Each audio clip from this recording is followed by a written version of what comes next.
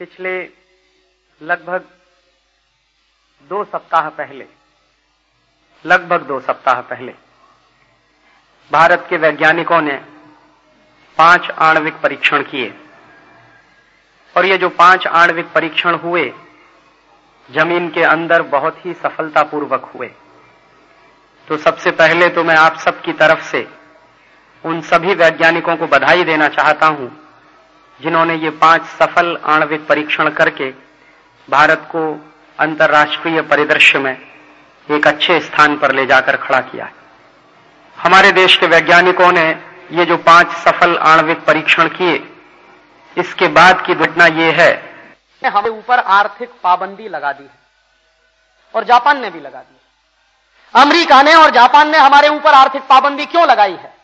क्योंकि हमारे देश के वैज्ञानिकों ने 5 अणु विस्फोट किए हैं और ये 5 अणु विस्फोट जब भारत के वैज्ञानिकों ने किए तो अमेरिका ने और जापान ने हमारे ऊपर पाबंदी लगा दी। तो तकलीफ क्या है अमेरिका को? विस्फोट हमने किए, हमारे वैज्ञानिकों ने किए, हमारी जमीन पर किए, हमारे पैसे से किए। अमेरिका को क्या तकलीफ है कि आपने ये क्यों किया? क्या तकलीफ है? हम अपने पैसे से अपने घर में कुछ भी करें, तुम कौन होते हो ये कहने वाले कि तुम ये करो या मत करो? और तकलीफ इसलिए भी ज्यादा है मुझको कि जो अमेरिका की सरकार हमको कह रही है कि हमने ये 5 अणु विस्फोट क्यों किए, उस अमेरिकी सरकार ने खुद 1047 अणु विस्फोट किए। तो जब अमेरिका ने खुद अब तक 1945 के साल से लेकर 1000 से ज्यादा अणु विस्फोट कर लिए हैं, वो अमेरिका को यह कहने का अधिकार किसने दिया है कि भारत सरकार ने ये क्यों किए 5 अणु विस्फोट? और आपको मैं जानकारी दे दूं कि भारत के वैज्ञानिकों ने अब तक कुल 6 अणु विस्फोट किए हैं। एक 74 में किया था, 5 अभी किए हैं और ये 6 के 6 अणु विस्फोट हमने जमीन के अंदर किए। हमारे वैज्ञानिक चाहते तो वो जमीन के ऊपर भी कर सकते थे, लेकिन नहीं किया, क्योंकि जमीन के ऊपर अणु विस्फोट करने का नुकसान बहुत होता है। लोग मरते हैं उसमें, रेडिएशन फैलता है और सालों साल तक उसका नुकसान होता रहता है। तो इसलिए हमारे वैज्ञानिकों ने इस बात की बुद्धिमत्ता दिखाई, चतुराई दिखाई कि वो जमीन के अंदर किए हैं 5 के 5 अणु विस्फोट। 6वां अणु विस्फोट जो 74 में किया था वो भी जमीन के अंदर किया था, ताकि किसी का कोई नुकसान ना हो, और नुकसान हुआ भी नहीं है। क्या नुकसान हुआ है? 5 अणु विस्फोट करने का इतना नुकसान हुआ है कि पोखरन गांव के 2 लोगों की दीवार थोड़ी सी चटक गई है, बस। तो मुझे बहुत खुशी हुई, उस दिन टेलीविजन पे मैं समाचार देख रहा था किसी भाई के घर में खाना खाते समय, तो वो दोनों के दोनों किसान जिनके घर की दीवार चटक गई है, उन्होंने क्या कहा जानते हैं? कि ये घर की दीवार अगर गिरेगी तो दोबारा बन जाएगी। मेरे राष्ट्र का सम्मान तो ऊंचा हुआ। इसका मतलब क्या है? हमारे देश के 2 किसानों को इतनी बुद्धिमानी है कि वो ये कह रहे हैं कि घर की दीवार गिरेगी तो दोबारा बन जाएगी, लेकिन राष्ट्र का सम्मान तो ऊंचा हुआ है। इतनी बुद्धिमानी हमारे देश के कुछ बड़े बड़े बेवकूफ नेताओं को नहीं है, जो कह रहे हैं कि गलत समय पे परीक्षण किया। आप देखिए कि जो साधारण किसान इतना बुद्धिशाली है, वैसे हमारे देश के नेताओं में बुद्धि नहीं है। और दुर्भाग्य से ऐसे नेताओं को आप बार बार मंत्री बनाते रहते हैं, मुख्यमंत्री बनाते रहते हैं, सब करते रहते हैं, जो इतने भी बुद्धिशाली नहीं। और वो कह क्या रहे हैं कि अमेरिका ने हमारे ऊपर आर्थिक पाबंदी लगाई, जापान ने हमारे ऊपर आर्थिक पाबंदी लगाई, उसका बहुत नुकसान हो जाएगा। अभी मुझे बहुत तकलीफ हुई एक दिन अखबार में यह पढ़कर कि आंध्र प्रदेश के मुख्यमंत्री चंद्रबाबू नायडू ने कह दिया कि अमेरिका द्वारा जो पाबंदी लगा दी गई है, जापान द्वारा जो पाबंदी लगा दी गई है, उसका बड़ा भारी नुकसान हो जाएगा हमारे देश को। तो मैं आपको जानकारी देना चाहता हूं कि क्या नुकसान हो जाएगा हमारे देश को। अमेरिका में एक कानून है सन 1994 का बनाया हुआ। वो कानून क्या है? 1994 में अमेरिका की संसद ने कानून बनाया था कि जो भी देश अणु बम का परीक्षण करेगा, उसको अमेरिका से मिलने वाली आर्थिक सहायता बंद कर दी जाएगी। तो हमारे देश ने अणु परीक्षण किया तो अमेरिका की सरकार से मिलने वाली आर्थिक सहायता हमारे देश को बंद हो जाएगी। तो कितनी आर्थिक सहायता देता है अमेरिका हमको? हमारे देश के नेता जो गांव गांव चिल्ला रहे हैं कि बड़ा भारी नुकसान हो जाएगा, इन सबके लिए मैं ये सवाल कह रहा हूं और आपके दिमाग में भी ये बिठाने की कोशिश कर रहा हूं कि कितना आर्थिक नुकसान होगा हमारा। हमारे देश के जो 40 लाख केंद्र सरकार के कर्मचारी हैं, अगर उन सबकी एक दिन की तनख्वाह इकट्ठी कर ली जाए तो वो उतना ही पैसा है जितना अमेरिका हमको 1 साल में आर्थिक मदद देता। तो क्या हमारे देश के 40 लाख कर्मचारियों में इतनी भी राष्ट्रभक्ति नहीं है कि वो अपने एक दिन की तनख्वाह दान कर दें राष्ट्र के कोष के लिए? तो आपको जवाब मिलेगा कि है। State bank of Bikaner and Jaipur के कर्मचारियों ने पहले ही बार में यह फैसला कर लिया कि वो अपने एक एक दिन की तनख्वाह राष्ट्र के कोष में दान करेंगे। और जिस दिन मैंने ये खबर पढ़ी उस दिन मैं पूना में था और उस दिन शाम को मेरा व्याख्यान था पूना में। जनता सहकारी बैंक है पूना में एक, तो उस दिन मेरा व्याख्यान उन्होंने आयोजित किया था। तो मैंने उस व्याख्यान में कहा कि अगर state bank of Bikaner and Jaipur के कर्मचारी ये तय कर सकते हैं कि वो अपने एक एक दिन की तनख्वाह दान करेंगे राष्ट्र कोष में, तो आप नहीं कर सकते क्या? तो जनता सहकारी बैंक के सभी कर्मचारियों ने भरी सभा में कहा कि हम आज ही नक्की करते हैं, फैसला करते हैं कि हम अपने एक एक दिन की सारी तनख्वाह दान कर देंगे राष्ट्र के कोष में। तो 40 लाख कर्मचारी अगर एक एक दिन की तनख्वाह दान कर देंगे राष्ट्र के कोष में, तो अमेरिका द्वारा लगाई गई पाबंदी का हमारे पास पूरा का पूरा इलाज है। लेकिन इससे भी एक कदम आगे जाकर जो भारतीय लोग विदेश में रहते हैं, जिनको हम नॉन रेजिडेंट इंडियंस कहते हैं, उन्होंने एक घोषणा की है कि वो 15 अरब डॉलर दान करने जा रहे हैं भारत सरकार को। तो ये 15 अरब डॉलर तो इतना पैसा होता है कि 5-6 साल तक अमेरिका हमको मदद दे या ना दे, भाड़ में जाए अमेरिका, चूल्हे में जाए, हम हमारा काम कर सकते हैं। और अभी तो मैंने इसमें उनकी गिनती ही नहीं की है। हमारे देश में 1 करोड़ लोग इनकम टैक्स देते हैं। तो ये 1 करोड़ लोग अगर इस साल 1% इनकम टैक्स बढ़ाकर दे देंगे अपनी इच्छा से, तो राष्ट्र का कोष इतना भर जाएगा कि 10 साल की भी अमेरिका की मदद की जरूरत नहीं है हमको। कोई मुश्किल नहीं होने वाली। अमेरिका मदद दे या ना दे, हम हमारा काम अच्छे से करेंगे। इसके विपरीत एक अच्छा काम हो गया है इस देश में। क्या हो गया है? पूरे देश में एक लहर चल गई है। हर आदमी कहता है बहुत अच्छा हुआ, हर आदमी कहता है बहुत अच्छा हुआ। और ये जो लहर चल गई है, मैं देख रहा हूं कि लोगों के चेहरे पर चमक आ गई है ये कहते हुए कि बहुत अच्छा हुआ, माने उनका स्वाभिमान जागृत हुआ है। और आप समझ लीजिए, साधारण आदमी का जब इतना स्वाभिमान जागृत हुआ है, तो हमारे देश के सैनिकों का स्वाभिमान कितना बड़ा होगा जो सेनाओं पर देश की सीमा की रक्षा कर रहे हैं। तो ये इतना बड़ा काम हो गया, ये कोई छोटा काम नहीं, ये बहुत बड़ा काम है। और एक ऐसी राष्ट्रभक्ति की लहर पूरे देश में चल रही है कि हर आदमी मुझसे पूछता है कि राजीव भाई बताओ मैं क्या करूं इस देश के लिए। वो कभी पहले नहीं पूछता था मुझसे कि मैं क्या करूं इस देश में। जब अमेरिका ने आर्थिक पाबंदी लगाई है, जापान ने आर्थिक पाबंदी लगाई है, तो हर आदमी कहता बोलो मैं क्या करूं इस देश के लिए। तो हर आदमी को अपने राष्ट्र के लिए कुछ ना कुछ करने का मौका मिल गया है। बहुत बार ऐसा समय नहीं आता जब युद्ध होता है किसी देश के ऊपर, जब आक्रमण होता है बाहर से, तब ऐसा समय आता है, और वो आज हमारे देश के सामने है। और मुझे खुशी इस बात की है कि सब लोग जाति, धर्म, भेद, संप्रदाय भूलकर अभी राष्ट्र की बात कर रहे हैं। अभी मुझे एक मुसलमान भाई मिला पूना में, मेरा व्याख्यान सुनने के बाद उसने नक्की किया, वो कहने लगा राजीव भाई मैंने फैसला किया है कि अमेरिका की सिटी बैंक में मेरा पैसा जमा है वो सब मैं निकाल लूंगा और मुझे सिटी बैंक नहीं चाहिए। पूना में एक लहर चली है, 10-12 व्याख्यान इस बीच मेरे हुए, तो पूना में लहर यह चली है कि बहुत सारे लोगों ने अपने सिटी बैंक के कार्ड सरेंडर कर दिए। जब वो लोग मुझसे पूछते थे कि राजीव भाई हम क्या करें, तो मैंने उनको बताया कि अमेरिकी कंपनियों का बहिष्कार करिए, अमेरिकी बैंकों का बहिष्कार करिए। तो अमेरिका की सबसे बड़ी बैंक है सिटी बैंक, जिसका धंधा हमारे देश में चल रहा है और उसका सिटी कार्ड हमारे देश में सब इस्तेमाल कर रहे हैं, वो सिटी बैंक का कार्ड सरेंडर करिए। तो मैं आपको बताऊं कि पूना में अब तक 30 लोगों ने अपने कार्ड मेरे सामने फाड़े हैं आंखों के कि हम ये नहीं करेंगे। और एक मुसलमान भाई मिला, उसका 1 करोड़ रुपए से ज्यादा जमा था सिटी बैंक में। उसने कहा मैंने चिट्ठी लिखी है कि मेरा वो पैसा वापस करो। तो सिटी बैंक के अधिकारियों ने उसको धमकी दी कि तुम्हारा जो पैसा तुम वापस करोगे इस पे हम तुमको ब्याज नहीं देंगे। उसने कहा ब्याज जाए भाड़ में चूल्हे में, मेरा पूरा पैसा वापस करो, मुझे सिटी बैंक नहीं चाहिए। तो क्या हिंदू क्या मुसलमान सब एक साथ पूरे देश के लिए खड़े हो गए हैं। ऐसा समय कभी कभी किसी देश के इतिहास में आता है और मैं मानता हूं कि यह बहुत ऐतिहासिक समय है। सारे देश को एक साथ राष्ट्र के लिए खड़ा करने का एक सूत्र मिल गया है और मैं मानता हूं कि यह बहुत अच्छी बात हुई है, यह बहुत प्रसन्नता की बात हुई। सारे वैज्ञानिक इस बात के लिए बधाई के पात्र हैं कि उन्होंने 5 इतने सफल आणविक परीक्षण किए कि अमेरिका को कानों कान खबर भी नहीं हुई कि क्या हो गया हमारे। अमेरिका के 2-2 सैटेलाइट हैं हमारे देश में जासूसी करने के लिए और उनके हजारों CIA के एजेंट चप्पे चप्पे पर बिछे हुए हैं, लेकिन हमारे वैज्ञानिकों की चतुराई देखिए कि अमेरिका को पता भी नहीं चला और 5 के 5 परीक्षण हो गए।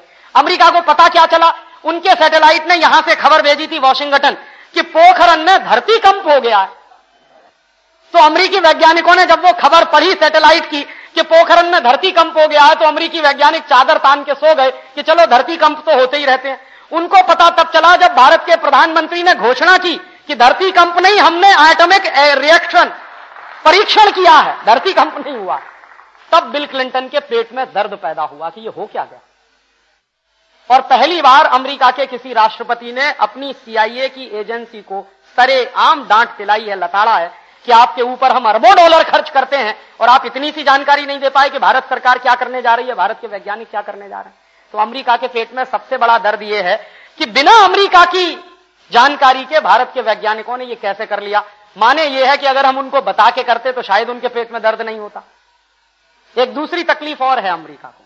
दूसरी तकलीफ क्या है कि हमने ये जो पांचों के पांचों परीक्षण किए, उनमें से 3 परीक्षण हाइड्रोजन बम बनाने वाले हैं और 2 परीक्षण एटम बम बनाने वाले हैं।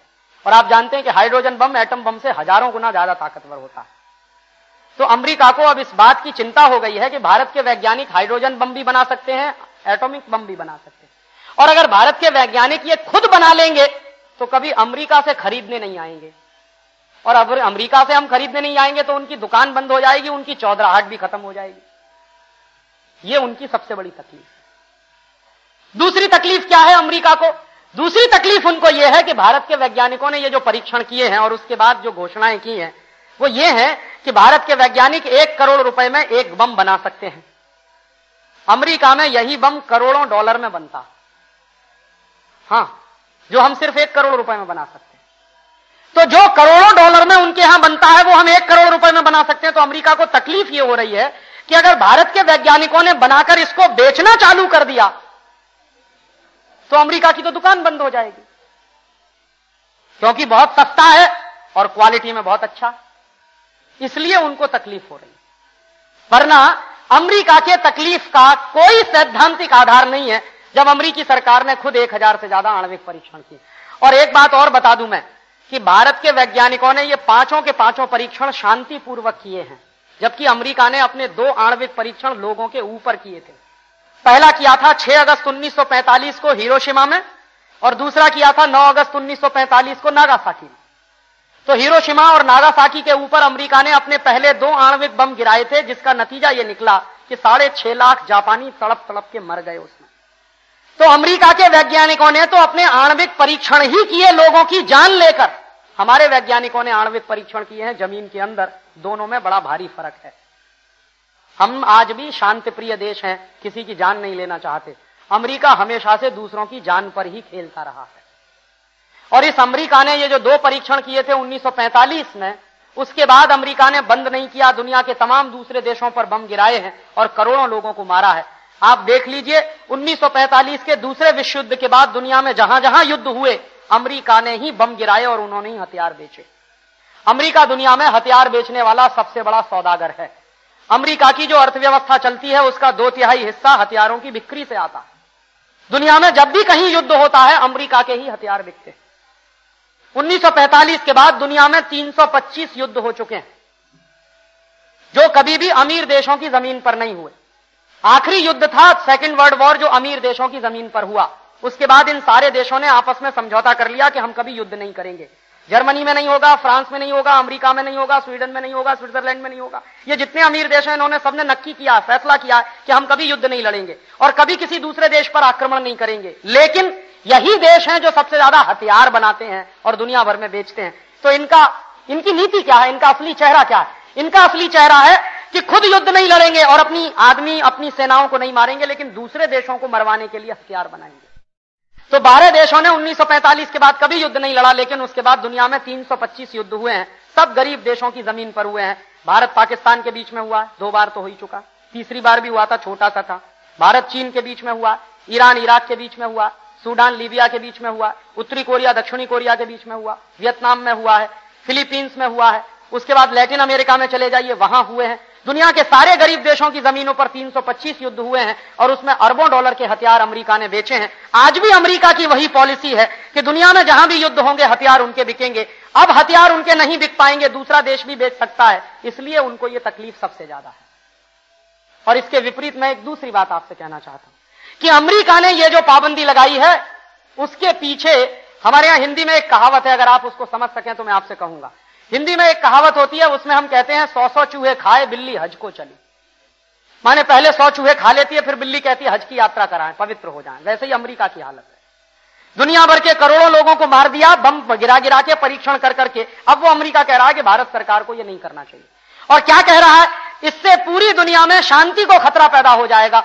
सारी दुनिया इस बात को जानती है कि भारत 5000 साल से शांतिप्रिय देश है और पिछले 5000 साल से हमारे देश की कभी कोई सेना दूसरे देश पर आक्रमण करने के लिए नहीं गई। और पिछले 1500 साल का इतिहास तो हमारा लिखित इतिहास है कि हमने कभी भी किसी दूसरे देश पर आक्रमण नहीं किया। तब भी नहीं किया जब हमारे देश में बड़े बड़े राजा होते थे, शूरवीर राजा होते थे। हमारे देश का एक सबसे ताकतवर राजा था सम्राट अशोक, लेकिन कभी नहीं गया दूसरे देश पर आक्रमण करने। सम्राट अशोक ने अपने बेटे बेटियों को दूसरे देश में भेजा था धर्म का प्रचार करने के लिए, ना कि कभी आक्रमण करने। सम्राट अशोक के बाद जो दूसरा बड़ा राजा माना जाता है हर्षवर्धन, वो भी कभी नहीं गया दूसरे देशों पर आक्रमण करने।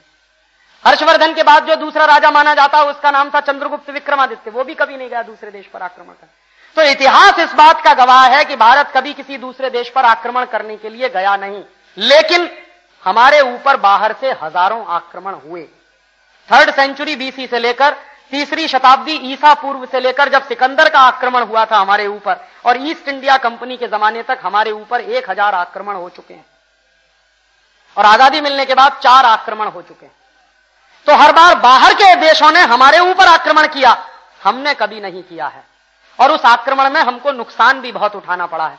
हिंदी चीनी भाई भाई, हिंदी चीनी भाई भाई करते थे पंडित नेहरू, और नुकसान यह हुआ कि चीन हमारी 72,000 वर्ग मील जमीन ले गया, हिंदी चीनी भाई भाई करते करते। और जब चीन ने आक्रमण किया था हमारे नॉर्थ ईस्ट में, तो पंडित नेहरू ने आर्मी को वापस लौटने का आदेश दिया, ना कि लड़ने का। ऐसे ऐसे हमारे देश में रीढ़ की हड्डी विहीन नेता हुए कि युद्ध के समय में आर्मी को आदेश दे रहे हैं कि पीछे लौटो, बजाय लड़ने के लिए। तो जानते क्या हुआ था? अरुणाचल प्रदेश के लोगों ने चीनी सैनिकों का मुकाबला किया था लाठी और डंडों के। चीन ने 47 अणु बम बनाए हैं, वो हमारी छाती पर बैठा है 72,000 वर्ग मील जमीन लेकर। जब ये चीन की दुर्घटना हो गई थी, हिंदी चीनी भाई भाई, हिंदी चीनी भाई भाई, और जमीन चली गई चीन के कब्जे में, तो राम मनोहर लोहिया ने एक दिन पंडित नेहरू से यह प्रश्न पूछा था कि तुम हिंदी चीनी भाई भाई करते रहे और देश की जमीन चली गई चीन के कब्जे में। तो एक दिन पंडित नेहरू ने पार्लियामेंट में इसका जवाब दिया। क्या जवाब दिया, सुनिए जरा उसको। उन्होंने कहा कि ये जो 72,000 वर्ग मील जमीन हमारी चली गई चीन के कब्जे में, वो बेकार थी, उस पर घास का एक भी तिनका नहीं उगता था, वो बिल्कुल बेकार थी। तो पार्लियामेंट में पंडित नेहरू से सवाल किया गया कि पंडित, तुम्हारा सिर भी बेकार है क्योंकि इस पर एक भी बाल नहीं उगता, तो उस जमीन पर घास का एक भी टुकड़ा नहीं उगता था, इसलिए तुमने दे दिया चीन को, तो अपना सिर काट के दे दो चीन को, क्योंकि ये भी बेकार है, इस पर भी एक भी चुनका नहीं उगता। तो पंडित नेहरू के मुंह से कोई जवाब नहीं निकला था पार्लियामेंट। तो वो चीन आज भी हमारे लिए खतरा बनकर बैठा हुआ। और वैसी परिस्थिति में अगर हम हमारे देश के सैनिकों का मनोबल ऊंचा करने के लिए ये ना करें, तो फिर क्या करें? हमारे पास कोई दूसरा रास्ता नहीं। और पाकिस्तान भी बैठा है, गौरी का परीक्षण पाकिस्तान ने किया और उसी दिन सिद्ध हो गया कि पाकिस्तान भी अब न्यूक्लियर बम बना सकता है। तो वैसी स्थिति में यह करना जरूरी था। मुझे भी ऐसा लगता है कि थोड़ी देरी हुई। परीक्षण उसी दिन होना चाहिए था जिस दिन गौरी मिसाइल का परीक्षण हुआ था, या तो उसके अगले दिन हो जाना चाहिए, लेकिन कुछ टेक्निकल प्रॉब्लम रही होगी जिसके कारण थोड़ा सा समय लगा।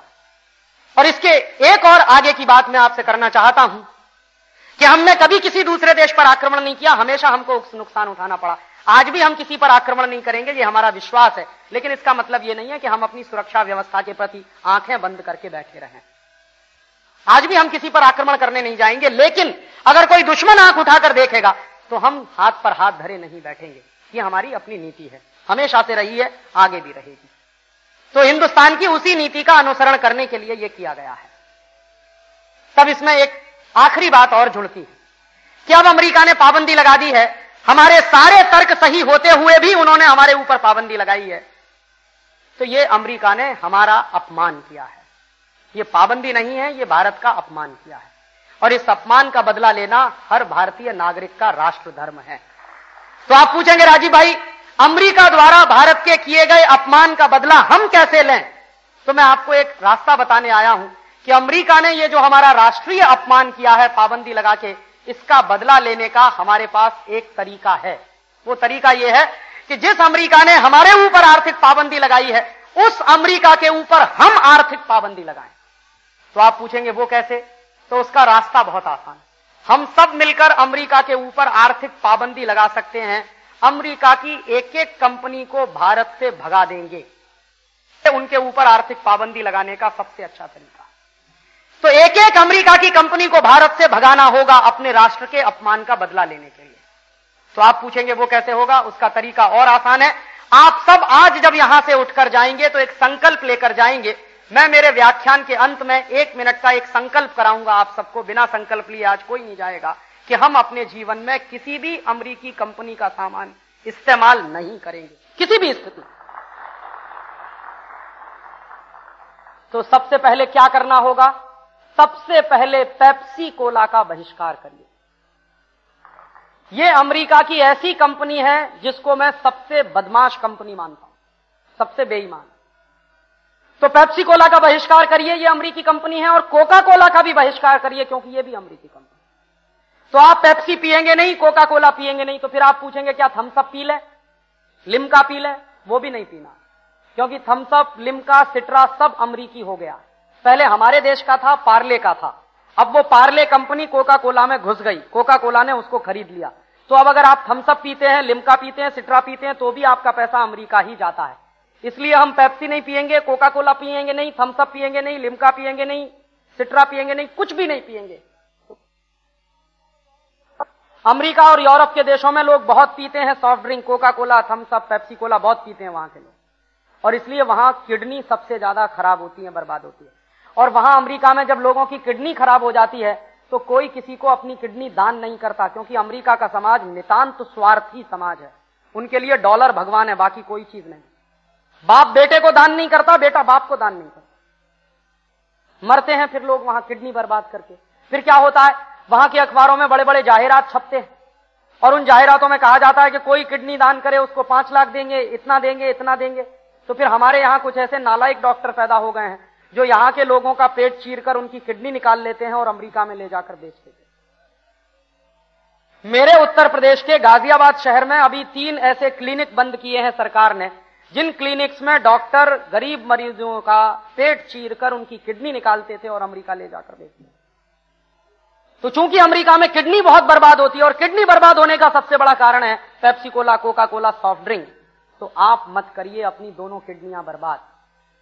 और भगवान की दी गई अगर 2 किडनियां आपकी बर्बाद हो गई तो आपको उतनी ही तकलीफ होगी जितनी तकलीफ हमारे पूर्व प्रधानमंत्री श्री विश्वनाथ प्रताप सिंह को हो रही है इस समय। उनकी दोनों किडनियां फेल हो गई और आजकल लंदन में है। 24 घंटा जिंदा रहने के लिए उनको 8 घंटे डायलिसिस पे रहना पड़ता, और 8 घंटे कोई आदमी अगर डायलिसिस पे पड़ा हुआ है, आप उसको अगर देख लेंगे तो आपका दिल कांप जाएगा, कितनी तकलीफ होती है। इसलिए मत पीजिए Pepsi, Coca Cola, Thums Up. और इसलिए भी मत पीजिए कि हमारे देश के 2 लाख गांवों में पीने का पानी नहीं है। आजादी के 50 साल हो गए। आजादी के 50 साल के बाद इस देश के 2 लाख गांवों में पीने का पानी नहीं है। करोड़ों लोग पीने के पानी से प्यासे हैं। यवतमाल में मैं अभी गया था व्याख्यान देने, जिस दिन मेरा व्याख्यान था उसी दिन यवतमाल का एक नौजवान 25 साल की उम्र का पानी ना मिलने के कारण प्यासा मर गया तड़प तड़प कर। तो अखबार में जब खबर छपी तो मैंने अखबार के संवाददाता से पूछा था कि यह खबर तो आपको पता चल गई इसलिए छप गई, ऐसे तो हमारे देश के दूर के गांव में, आदिवासी गांव में कितने लोग मरते होंगे पता ही नहीं चलता हमको। तो हमारे देश के करोड़ों लोगों को पीने का पानी नहीं है, 2 लाख गांवों में पीने का पानी नहीं है। वैसी स्थिति में अगर आप पेप्सी पी रहे हैं, कोका कोला पी रहे हैं, तो आप राष्ट्रीय अपराध कर रहे हैं, इसलिए आप मत पीजिए। तो पहला निवेदन है कि आप अपने जीवन में Pepsi, Coca, Thums Up, Limca पिएंगे नहीं और अपने किसी मेहमान को पिलाएंगे नहीं कभी। और एक तीसरा एक कदम और आगे की बात करना चाहता हूं आपसे कि ऐसे सभी सामाजिक कार्यक्रमों में आप जाएंगे नहीं जहां पेप्सी कोला बटेगा या कोका कोला बटेगा। अगर किसी की शादी हो रही है, किसी का ब्याह हो रहा है, किसी की बारात जा रही है और उसमें अगर पेप्सी और कोका कोला कोई बांट रहा है तो पूरी विनम्रता से लेकिन दृढ़ता के साथ उनसे कहिए कि माफ करिए, आज हम इस देश में अमेरिका के खिलाफ अभियान चला रहे हैं, इसलिए आपके शादी ब्याह में आने का हमारा कोई मन नहीं है, क्योंकि आप पेप्सी कोला बांट रहे हैं, कोका कोला बांट रहे हैं। तो हो सकता है उनको भी थोड़ी सद्बुद्धि आए और वो पेप्सी की जगह नारियल का पानी बंटवाएं या गन्ने का रस बंटवाएं या दही की लस्सी बंटवाएं या दही की छाछ बंटवाएं। तो हम नहीं पिएंगे, किसी को पिलाएंगे नहीं और ऐसे कार्यक्रमों में जाएंगे नहीं जहां पेप्सी और कोका कोला बटेगा। और इससे आगे की एक बात और कि हमारे गांव में, हमारे मोहल्ले में जो भी भाई पेप्सी कोला बेच रहा है, कोका कोला बेच रहा है, उससे भी हम अपील करेंगे कि तुम भी ये धंधा बंद करो। नहीं तो पेप्सी बेचने वाले, कोका कोला बेचने वाले भाई के घर के पास जाइए और उसकी दीवार पर काले रंग से लिख दीजिए कि ये अमरीकी एजेंट है। व्यापार करिए, धंधा करिए, लेकिन ऐसा व्यापार और ऐसा धंधा मत करिए जिसका पैसा अमेरिका जाए और हमारे दुश्मन के साथ हमारी लड़ाई को कमजोर बनाए। तो मुझे लगता है कि शायद ऐसे व्यापारियों को भी थोड़ा सा जोश आएगा, हिम्मत आएगी, और वो पेप्सी कोला की एजेंसी छोड़ेंगे, कोका कोला की एजेंसी छोड़ेंगे। और ये हो रहा है। पूना में, दक्षिणी पूना का जो सबसे बड़ा पेप्सी कोला का डिस्ट्रीब्यूटर था, उसने मेरे व्याख्यान में जाहिर में घोषणा की थी आकर मंच पर कि आज के बाद मैं पेप्सी कोला की एजेंसी छोड़ दूंगा, और उसने धंधा बंद कर दिया। पूना में एक व्यापारी भाई है जो प्रतिदिन 4 लाख रुपए का परदेशी माल बेचता था अपनी दुकान पर। उसने घोषणा की कि मैं दुकान बंद कर दूंगा लेकिन ये परदेशी माल नहीं बेचूंगा। तो ऐसे देश में अभी भी व्यापारी जिंदा हैं जिनमें राष्ट्रभक्ति है, देशभक्ति है। उन व्यापारियों की राष्ट्रभक्ति और देशभक्ति को थोड़ा सा जागृत करिए, वो भी इस धंधे से बाहर आएंगे। ऐसे ही मेरा आपसे दूसरा निवेदन है कि आपके घर में एक और अमेरिकी कंपनी का माल सबसे ज्यादा आता है, उसका नाम है कॉलगेट पामोलिव। इसका टूथपेस्ट आपके घर में आता है, इसका साबुन आपके घर में आता है, इसकी शेविंग क्रीम आपके घर में आता है। तो ये सब मत खरीदिए। तो कॉलगेट नहीं खरीदेंगे आप, तो आप पूछेंगे राजीव भाई क्या क्लोजअप खरीद लें? क्लोजअप भी मत खरीदिए, वो भी परदेशी कंपनी है। तो कॉलगेट नहीं, क्लोजअप नहीं, सिबाका नहीं, फॉरहंस नहीं, पेप्सोडेंट नहीं, ये सब परदेशी कंपनियां। Colgate, Closeup, Cibaca, Forhans, Pepsodent कैसे बनते हैं उसका एक नमूना मैं आपको देना चाहता हूं। अभी मैं कुछ दिन पहले दमन गया था। दमन में एक भाई पेप्सोडेंट बनाता है और उस कंपनी को बेचता है, सब कॉन्ट्रैक्टर है। पहले वो कॉलगेट बनाता था और बेचता था उस कंपनी को। तो वो भाई मेरे व्याख्यान में आया और मेरे बाजू में आके बैठ गया कुर्सी पे। मुझे मालूम नहीं था कि ये करता क्या। तो एक आदमी ने आके कान में मेरे कहा, राजीव भाई आपके बगल में जो बैठा है ये वही आदमी है जो पेप्सोडेंट कंपनी को माल बना के देता। तो मैंने कहा भाई तू मेरी बगल में आके क्यों बैठ गया? तो कहने लगा राजीव भाई मैं आज संकल्प लेना चाहता हूं। मैंने कहा पहले ले ले तब बैठना मेरे पास आके। तो उसने संकल्प लिया और मैंने उसको एक ही बात कही कि तू अगर पेप्सोडेंट कंपनी को माल बना के दे सकता है तो तू खुद अपने नाम से क्यों नहीं बेचता? तो उसने कहा आज तक मैंने कभी सोचा ही नहीं। तो मैंने कहा आप सोचने के लिए रास्ता खुल गया। फिर मैंने उससे एक और बात पूछी कि भाई जरा ये बता कि जो तू पेप्सोडेंट बनाता है उसको तू खुद करता है? तो कहता मैं कभी पेप्सोडेंट नहीं करता। मैंने कहा तेरे परिवार में कौन कौन करता है पेप्सोडेंट? कोई नहीं करता। मैंने कहा क्यों? तो कहने लगा मुझे मालूम है कि मैं पेप्सोडेंट में क्या क्या मिलाता हूं, इसलिए मैं खुद कभी पेप्सोडेंट नहीं करता। और क्या बेवकूफी हमारे लोग करते हैं, सवेरे ही सवेरे उठते हैं और शीशे में देखकर टूथपेस्ट रगड़ते हैं अपने मुंह में, माने अपनी बेवकूफी देख रहे हैं शीशे में। यहां से सफेद सफेद निकलता है, यहां से सफेद सफेद निकलता है, पूरा मुंह गंदा हो जाता है और देख देख के शीशे में कर रहे हैं उसको। काहे को ये बेवकूफी कर रहे हैं? और बहुत लोग ब्रश रगड़ते हैं, पता है क्यों? ये कहते हैं राजीव भाई खाते खाते जब दांत में कुछ फंस जाता है तो ब्रश ही तो बाहर निकालता है। तो मैं आपसे ये पूछने आया हूं कि जब भी आपके दांत में कोई चीज फंस जाती है खाते खाते, तो बताइए क्या होता है? आप कुछ खा रहे हैं, खाते खाते आपके दांत में फंस गया, तो आप देखेंगे आपकी जो जीभ है ना, बार बार लगातार उसको निकालने की कोशिश करेगी और उसी जगह स्ट्राइक करती रहेगी जहां कुछ फंस गया है। और जितनी देर वो फंसा रहेगा तब तक वो शांति से नहीं बैठेगी, चलता ही रहेगा काम, चलता ही रहेगा, चलता ही। और उतनी देर आपको भयंकर टेंशन रहेगा। और जैसे ही वो आपके दांत से निकल जाएगा आप एकदम रिलैक्स फीलिंग करेंगे। इसका मतलब क्या है? दांतों में छिपे हुए अन्न कणों को बाहर निकालने का काम जीभ करती है, टूथब्रश नहीं करता। इसलिए टूथब्रश करने की कोई जरूरत नहीं। और हमारे यहां टेलीविजन पे विज्ञापन आता है, एक कंपनी कहती है हमारा टूथब्रश बहुत मुलायम है, दूसरी कंपनी कहती है उससे ज्यादा मुलायम हमारा, तीसरी बताती है कि देखो कितना दब जाता है, चौथी बताती है देखो कैसे मुड़ जाता है। अरे ये सब बेवकूफी है। नीम के दातुन को चबाइए, जो क्वालिटी का टूथब्रश बनता है वो कोई कंपनी नहीं दे सकती बना के। ऐसे ही मेरा आपसे एक और निवेदन है कि अभी मुझे इस देश में ऐसे लोगों की जरूरत है जो संकल्प ले सकें देश के लिए, क्योंकि ये जो समय आज इस देश के सामने है ये बहुत अच्छा समय है। हम थोड़े थोड़े भी संकल्प लेंगे अगर इस देश के लिए तो बहुत बड़ा काम हम कर सकते हैं। तो देश के लिए संकल्प वही ले सकता है जिस व्यक्ति की आत्मशक्ति मजबूत हो। शरीर मजबूत हो ऐसा नहीं, आत्मशक्ति मजबूत हो, वही व्यक्ति संकल्प लेता। सब संकल्प नहीं लिया करते। और आत्मशक्ति मजबूत अगर करनी है तो उसका एक तरीका मैं आपको बता सकता हूं कि आप व्यसन करना बंद कर दीजिए। अगर आप शराब पीते हैं तो शराब छोड़ दीजिए, बीड़ी सिगरेट पीते हैं तो बीड़ी सिगरेट छोड़ दीजिए, पान पराग तंबाकू गुटखा मावा खाते हैं तो वो सब छोड़ दीजिए। क्योंकि व्यसन करने से आदमी की आत्मा कमजोर होती है और आदमी संकल्पहीन हो जाता है। शरीर का नुकसान होता है वो तो एक बाजू में है, व्यसन करने से शरीर का कितना नुकसान होता है वो आप सब जानते हैं। कैंसर हो जाता है, ट्यूबरकुलोसिस हो सकता है, 50 तरह की बीमारियां हो जाएंगी, लेकिन शरीर से ज्यादा आत्मा का नुकसान होता है और आदमी संकल्पहीन हो जाता है, कमजोर हो जाता है। तो मेरा आपसे निवेदन है कि व्यसन छोड़ दीजिए, क्योंकि आज इस देश को संकल्पवान लोगों की जरूरत है। देश के लिए व्यसन छोड़िए, तो क्या फायदा होगा? अगर हमारे देश के नौजवान ये गुटखा खाना बंद कर दें, पान पराग खाना बंद कर दें, मावा खाना बंद कर दें, माणक चंद खाना बंद कर दें, तो जानते हैं क्या फायदा होगा? भारत सरकार ने एक बार कहा था कि पूरे देश में 5,000 करोड़ का गुटखा बिकता है एक साल में। तो 5,000 करोड़ का गुटखा हमारे कुछ लोग खा जाते हैं, इतने पैसे का तो जानवर भोजन भी नहीं करते। तो ये 5,000 करोड़ का अगर गुटखा खाना बंद कर दें हमारे नौजवान, एक साल अगर गुटखा ना बिके, 5,000 करोड़ की बचत हो, तो क्या हो सकता है जानते हैं? ये 5,000 करोड़ रुपया हम गुटखा नहीं खाएंगे, अगर देश के लिए बचा लें और इसी पैसे को हम एनएससी में डाल दें, नेशनल सेविंग सर्टिफिकेट में, तो ये 5 साल के अंदर 2 गुना हो जाएगा। तो 5,000 करोड़ रुपया 10,000 करोड़ हो जाएगा, 10 साल के अंदर ये 20,000 करोड़ हो जाएगा, 15 साल के अंदर ये 40,000 करोड़ हो जाएगा, 20 साल के अंदर ये 80,000 करोड़ हो जाएगा, 25 साल के अंदर ये 1,60,000 करोड़ हो जाएगा, और 30 साल के अंदर ये 3,20,000 करोड़ हो जाएगा, और 35 साल के अंदर ये 6,40,000 करोड़ हो जाएगा। जानते हैं ये कितना पैसा है? पूरे हिंदुस्तान का सारा विदेशी कर्ज चुका देंगे हम। तो क्या इतना नहीं हो सकता कि इस देश के नौजवान गुटखा नहीं खाएं, माणक चंद नहीं खाएं, पान पराग नहीं खाएं और हम सारा विदेशी कर्ज चुका दें? और एक साल हम नहीं खाएंगे तो 35 साल में विदेशी कर्ज चुक जाएगा। हम हमेशा के लिए खाना बंद कर दें तो शायद 1-2 साल में ही विदेशी कर्ज चुक जाएगा।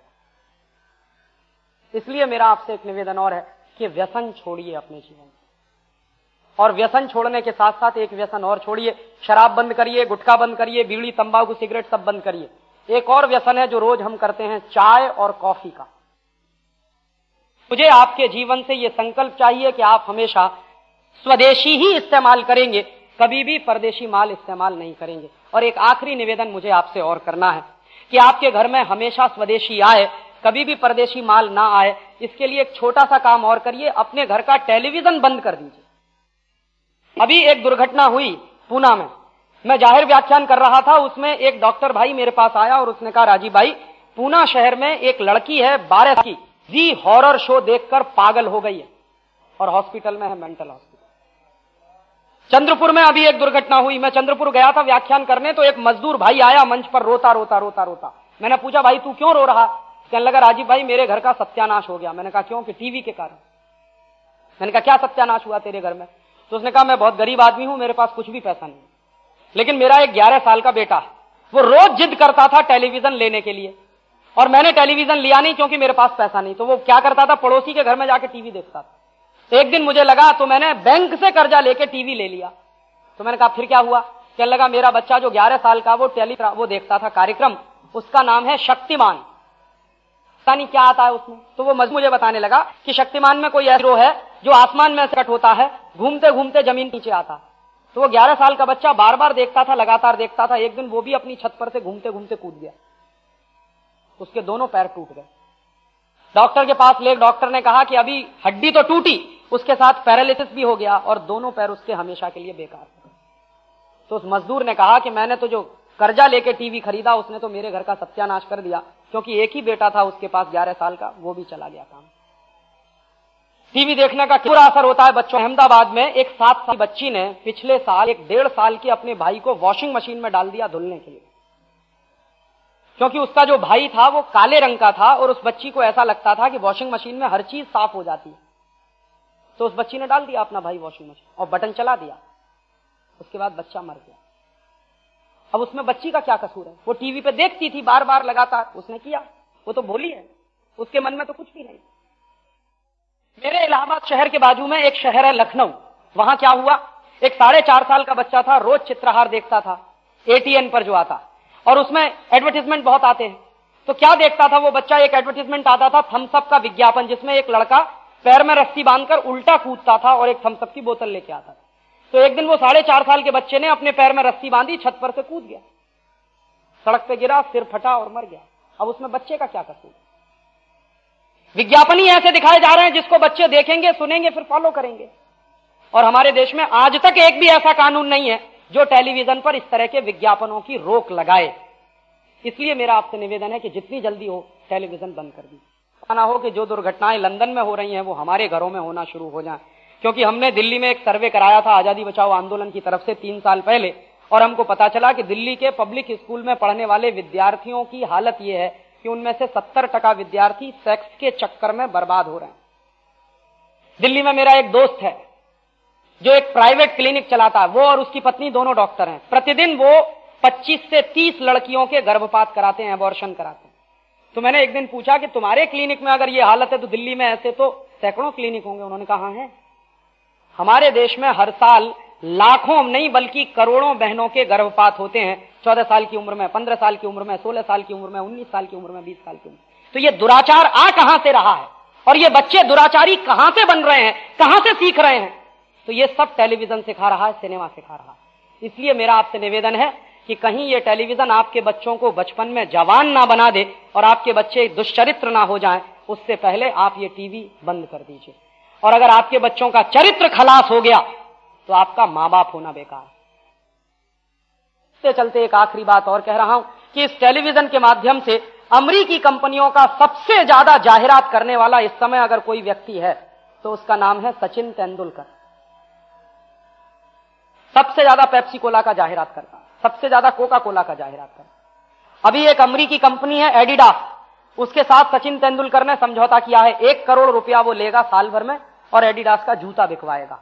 माने सारी अमेरिकी कंपनियों का भारत में धंधा बढ़ाने का काम सचिन तेंदुलकर कर रहा है और हम अमेरिकी कंपनियों के खिलाफ अभियान चला रहे हैं।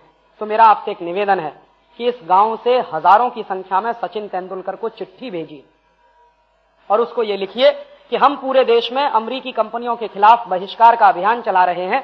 अमेरिका ने राष्ट्र का अपमान किया है, हमारे देश पर पाबंदी लगाई है। हम तुमसे निवेदन करना चाहते हैं कि तुम इन अमेरिकी कंपनियों का जाहिरात करना बंद करो।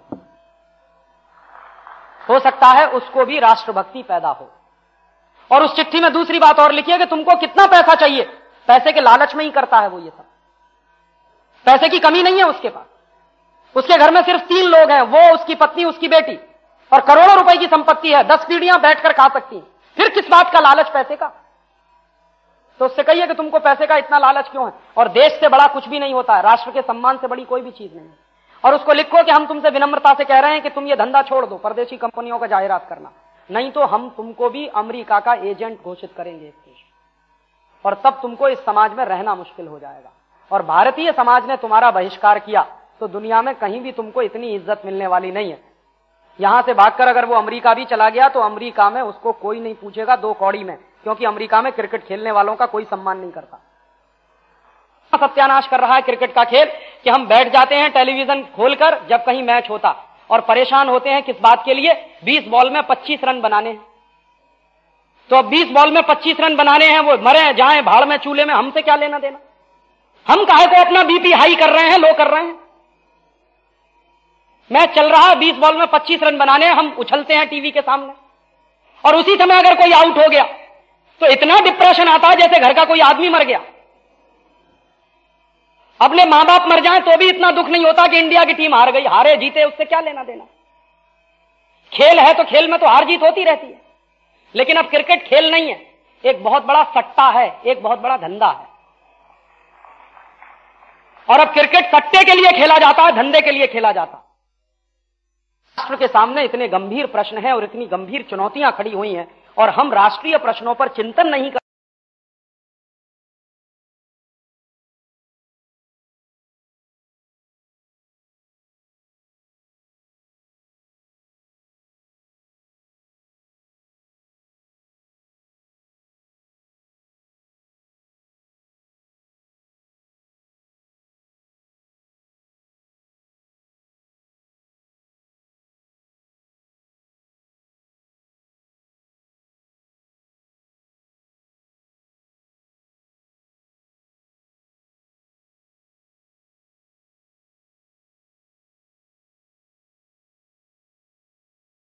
दोस्तों सबसे पहले तो चैनल सब्सक्राइब करें, फिर लाइक, कमेंट और शेयर करें और हाँ, हमारा एंड्रॉयड ऐप डाउनलोड करना ना भूलें।